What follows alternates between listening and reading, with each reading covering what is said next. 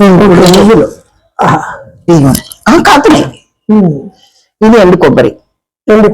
ఎండు కొబ్బరి ఇలా తురిమి పెట్టుకొని, నువ్వులు వేయించుకొని, ఎండుమిర్చి,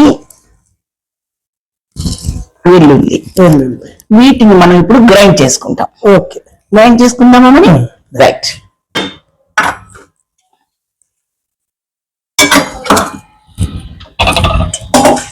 చెప్పనా? ఇదిగోండి ఇలా ఎండుమిర్చి, దీంతో పాటు వేయించుకున్న జీలకర్ర అన్ని ఇందులో వేసాం.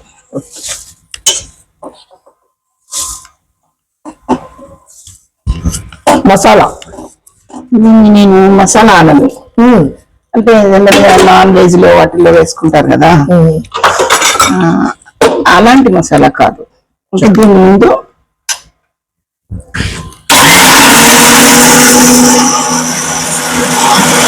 ఈ మన మిర్చి పొడి చేసుకున్నాం కదండి, దాంట్లో ఇది కూడా వేసేయాలి. అంటే ముందే నువ్వులు వేస్తే నువ్వులు మెత్తగా నలిగిపోయి మిర్చి నలగదు. అందుకని ముందు మిర్చి వేయించుకొని ఇలా నువ్వులు వేసేస్తాం. దాంట్లోనే కొబ్బరి పొడి కూడా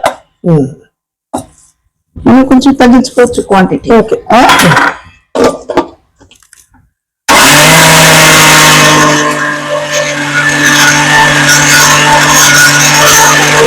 ఉప్పు కూడా చూసుకొని వేసుకోవాలండి.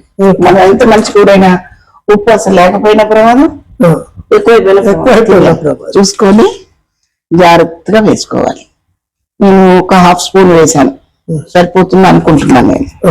ఓకే, దాంట్లోనే కొద్దిగా వెల్లుల్లి, ఎక్కువ అక్కర్లేదు, వేసి ఇంకా వీలైతే కొబ్బరి కూడా వేద్దాం.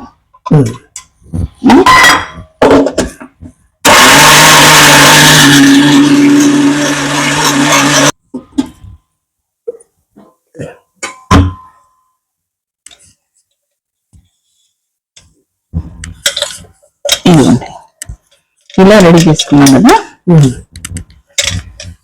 అంటే కాకరకాయ లోపల, దాని కడుపు లోపల చక్కగా ఇదంతా పెట్టాలి. సూపర్, సువాసన వస్తుందమ్మా.